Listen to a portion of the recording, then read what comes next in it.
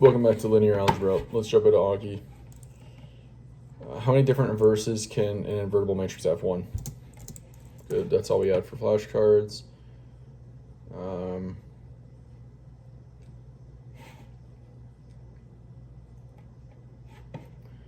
right.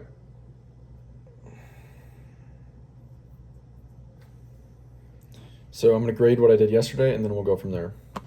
All right. So I actually did really well.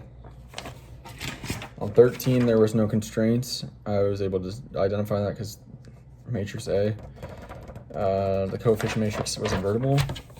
And I had all the ideas right for the second one, except for I accidentally said 3b1 here, and I accidentally did minus, so I corrected that to make it a plus. If I would have had that plus sign, I actually had the right answer.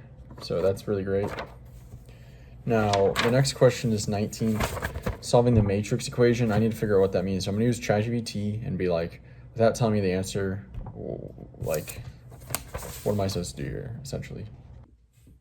All right, after a while, I figured out, I don't know what was going on. For some reason, I thought that this was saying x equals this, and that this was just an unlabeled coefficient matrix. But then I'm like, solve for x, but it's already given.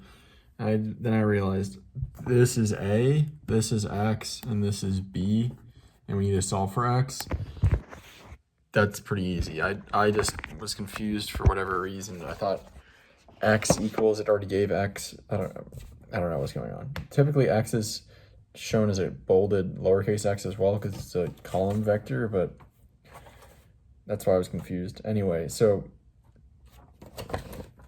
basically ax equals b, we can take the inverse of both sides, or multiply both sides on the right by the inverse of a to cancel out a over here. That's x.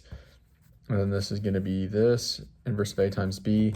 So the first thing I had to do was find the inverse of a, which ended up being this. Hopefully that's right. I didn't check it, but I don't think it's worth my time spending checking the inverse. Like I think it's more important to keep moving. I know what I'm doing, like I'm supposed to be doing. If I'm making a little arithmetic error, then who cares? It's too bad. So now here's the inverse of a times b. So I haven't done that yet, but we'll have to multiply this two large matrices by hand tomorrow. It shouldn't take that long, but it will take a couple minutes at least. So, yep, that's it for today. After this question tomorrow, we'll be into the proof section. So really moving with speed. So,